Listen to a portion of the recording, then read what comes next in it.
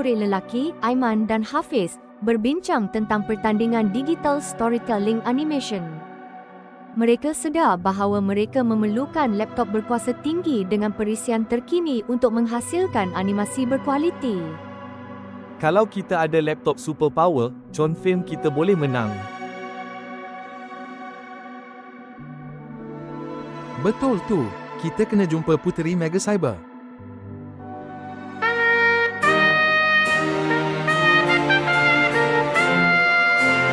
Puteri Mega Cyber, seorang puteri kerajaan digital yang penuh dengan kuasa Anlimantal, memiliki mahkota bercahaya dan jubah berkilauan dengan corak siber.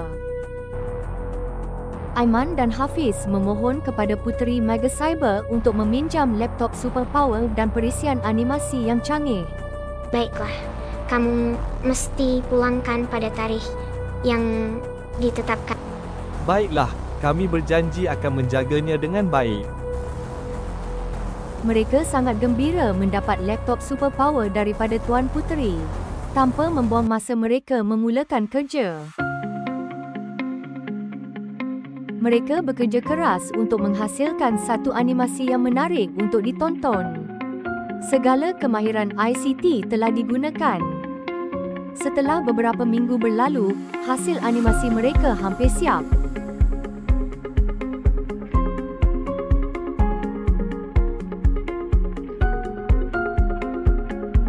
Tiba-tiba, masalah teknikal yang tidak dijangka dan di luar kawalan telah berlaku. Semua sistem telah bermasalah.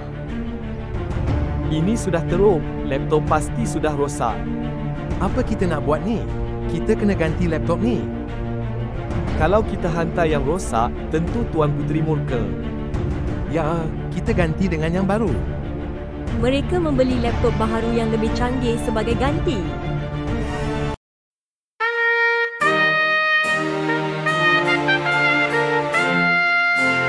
Puteri Mega Cyber tidak menerima laptop baharu dan tidak gembira. Beta tidak mahu yang baharu. Kamu harus jujur. Janji tetap janji. Mereka ketakutan kerana tersalah buat keputusan. Jika kamu tidak memenangi pertandingan itu, kamu akan beta sumpah menjadi batu. Pengawal tangkap mereka.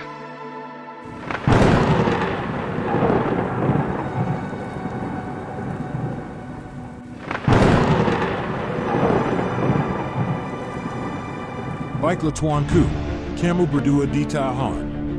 Apa kita sudah buat ni? Tuan juri yang arif lagi bijaksana, tolonglah kami memenangi pertandingan ini. Kami tidak mahu menjadi batu.